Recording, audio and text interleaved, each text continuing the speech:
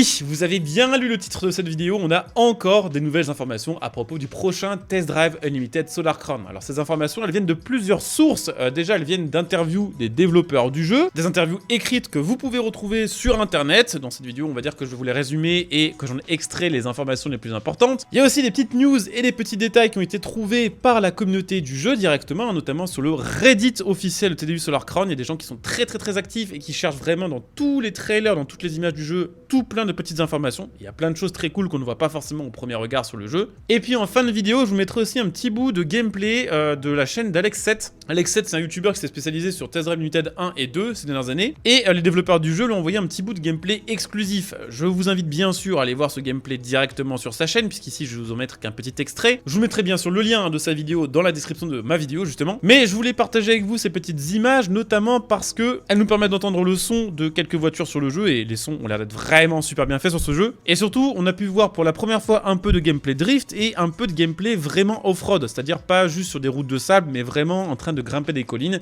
Et je pense que ça peut vous intéresser. Voilà, donc aujourd'hui, on a pas mal de choses à aborder, des détails, voilà, surtout à propos de Test Drive Solar Crown. J'espère en tout cas que cette vidéo vous plaira, et sachez quand même pour information que si le jeu vous intéresse et que vous voulez le payer moins cher, jusqu'à 40% moins cher, vous pouvez l'acheter via mon lien Instant Gaming, que vous trouverez en description de cette vidéo et en top commentaire. Il y a jusqu'à 40% de réduction sur Test Drive Solar Crown, et à chaque fois que vous utilisez mon lien pour acheter des jeux, que ce soit pour ce jeu ou pour d'autres jeux ou même des cartes d'abonnement, vous soutenez ma chaîne par la même occasion. Donc c'est tout bénef pour tout le monde, merci d'avance à tous ceux qui penseront à jeter un petit coup d'œil. Alors on va commencer déjà par faire un petit point sur les nouvelles voitures confirmées sur ce Test Drive Limited Solar Crown. Il y a deux voitures de chez Ferrari qui ont été confirmées parce qu'elles ont été citées justement dans ces interviews, et il y a aussi la Bugatti Veyron Grand Sport, puisque jusqu'ici on savait qu'il y aurait la Veyron, mais on savait pas qu'il y aurait d'autres versions particulières de cette voiture là, et il y aura la Veyron Grand Sport. Et du côté de chez Ferrari, les deux Ferrari confirmées sont la Ferrari F40 et la Ferrari Enzo, ce qui fait plaisir parce que ce sont des voitures un peu rétro entre guillemets, même si la Enzo reste relativement récente. Deux Ferrari légendaires confirmées sur ce jeu, ce qui fera quand même plaisir je pense à la communauté des fans de la première heure de Test Drive Limited, puisque sur TDU1, la Ferrari Enzo était la première voiture de mission de livraison. Je pense que cette mission on l'a tous faite, et je pense qu'on a vraiment tous kiffé la faire, parce que normalement au début du jeu on roulait dans des voitures pas super performantes, et avoir la possibilité d'utiliser au sein d'une mission la Ferrari Enzo, c'était trop cool. On a ensuite, je vous lisais pas mal d'informations à propos du tournoi PVP dans le jeu, le tournoi Solar Crown. Il faut savoir que sur le jeu, tous les 3 mois, le classement du Solar Crown sera réinitialisé, et que selon ce que vous avez fait sur les 3 mois précédents, selon comment vous avez scoré et à quel point vous avez été bon en PVP,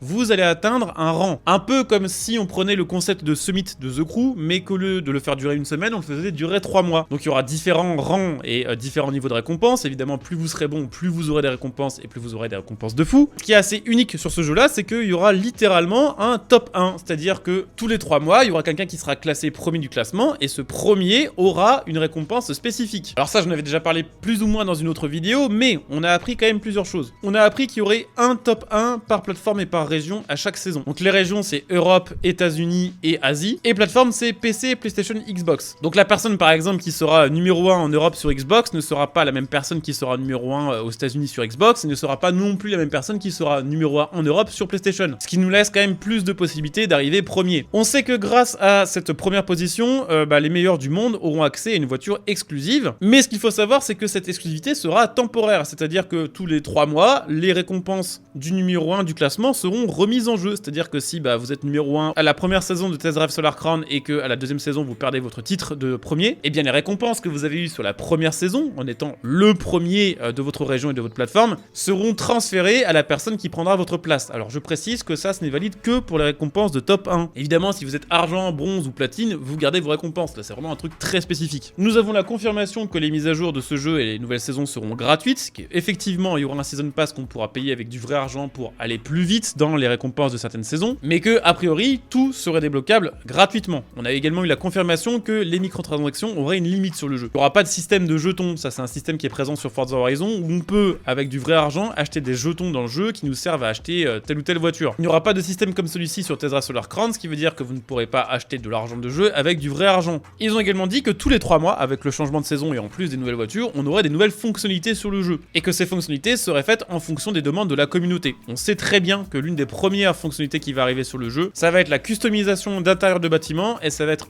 dans un second temps peut-être la possibilité d'acheter des bâtiments sur le jeu pour les transformer en maison ou en QG, comme c'était le cas sur TDU1 et TDU2. Mais pour le reste, on ne sait pas encore, et on peut supposer que à travers un forum ou à travers le Reddit ou le Discord du jeu, on pourra très régulièrement donner d'autres avis sur ce qu'on veut voir sur le jeu et que ce sera ajouté petit à petit. Ils sont également revenus sur le délire du tout multi et du tout connecté, puisqu'effectivement, j'en ai parlé dans une autre vidéo, sur TDU Solar Crown, il faudra être connecté à internet pour pouvoir jouer au jeu. Il n'y aura pas de solo, même s'il y aura des épreuves en solo, comme du contre-la-montre, et même si je pourrais évidemment XP sur le jeu en jouant de votre côté, à votre rythme, en découvrant la map. On savait que la raison principale de ce choix, c'était le fait de vouloir faire un jeu très basé sur le social, puisque c'est effectivement la grosse différence d'un test drive par rapport à un Forza, c'est que là, tout va se reposer sur un système d'interaction avec les autres joueurs, et tout va reposer sur le fait d'avoir envie d'avoir toujours les plus belles voitures et d'être toujours le mec le plus friqué du game, et surtout de pouvoir le montrer aux autres joueurs. Or, si vous n'êtes pas connecté en multijoueur, tout ça perd forcément en intérêt. Ça, on le savait déjà, mais on sait qu'ils ont aussi fait ce choix-là pour contrôler justement la triche. On sait qu'ils travaillent évidemment sur un anti-cheat, parce que qui dit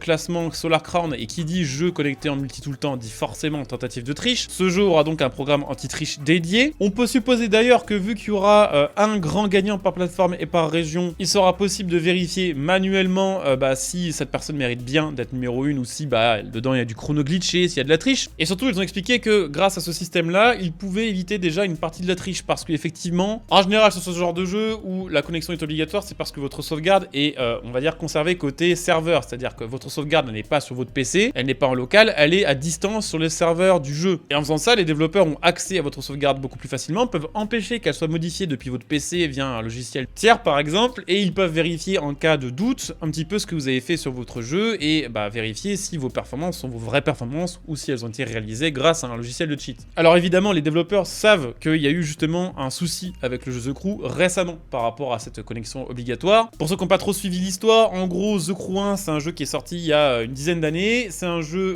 de course open world lui aussi, qui était uniquement multijoueur. Même le solo, pour y jouer, il fallait être connecté au multi. Alors là, ils viennent de couper les serveurs du jeu, ce qui veut dire qu'on ne peut même plus jouer au solo du jeu. Genre là, actuellement, on est assez nombreux au monde à avoir acheté The Crew à l'époque et à ne plus du tout pouvoir y jouer parce qu'il n'y a plus de serveurs. Ils savent qu'il y a eu ce drama-là, ils savent forcément qu'ils sont attendus au tournant sur ce choix de jeu connecté, même pour la partie solo, entre guillemets. Et ils ont expliqué que dans tous les cas, fallait pas trop s'inquiéter à ce sujet. Pourquoi? Parce que déjà là, le jeu va à peine sortir, donc on peut imaginer qu'on aura plusieurs années devant nous.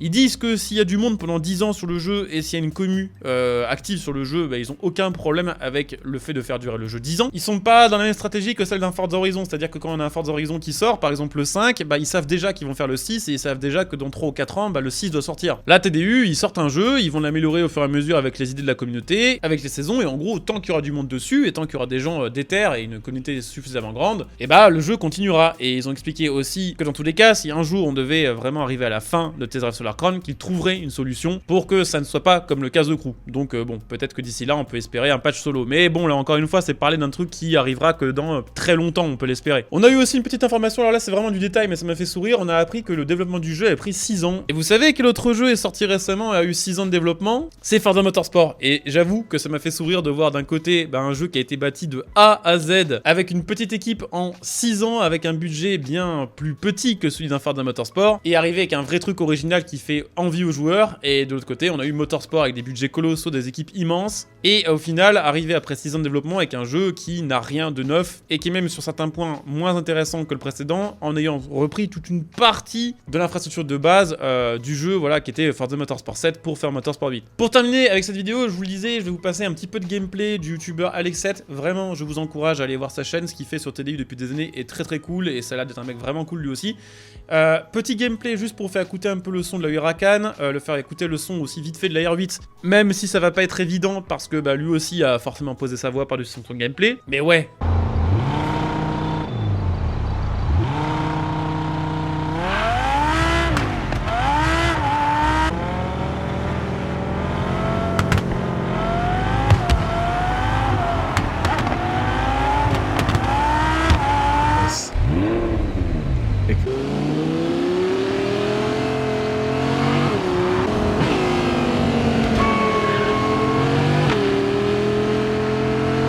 Vous l'aurez entendu, ça sonne bien.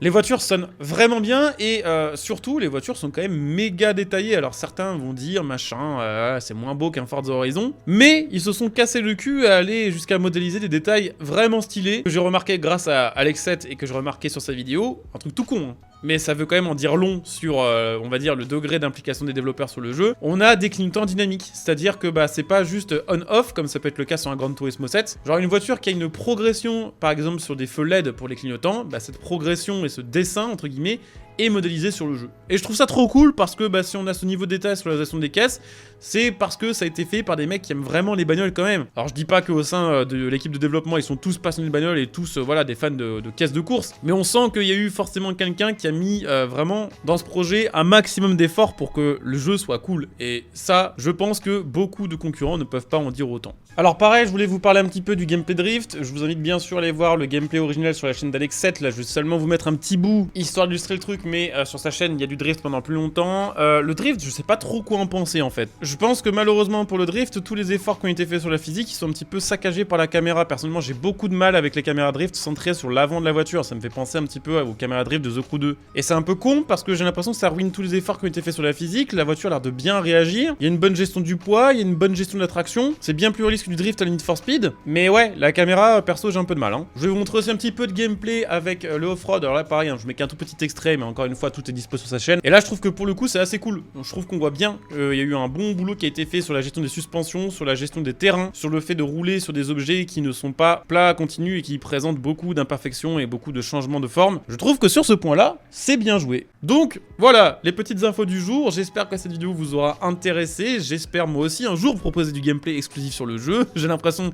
d'être le seul streamer et youtubeur à pas en avoir eu. En tout cas, si la vidéo vous a plu, je vous invite à laisser bien sûr un petit like, à vous abonner pour les prochaines vidéos et les prochains lives, hein, que ce soit voilà, de la news ou du gameplay. Vous pouvez aussi venir me follow sur Twitch pour les prochains lives, hein, les prochaines découvertes, les prochains gameplays de jeux. N'hésitez pas, le lien sera sous cette vidéo. Vous pouvez même soutenir en utilisant votre Prime. N'hésitez pas à soutenir aussi avec le lien Instant Gaming bah, voilà, mis en avant au début de la vidéo. Je vous dis à très bientôt. Bon jeu à tous, ciao.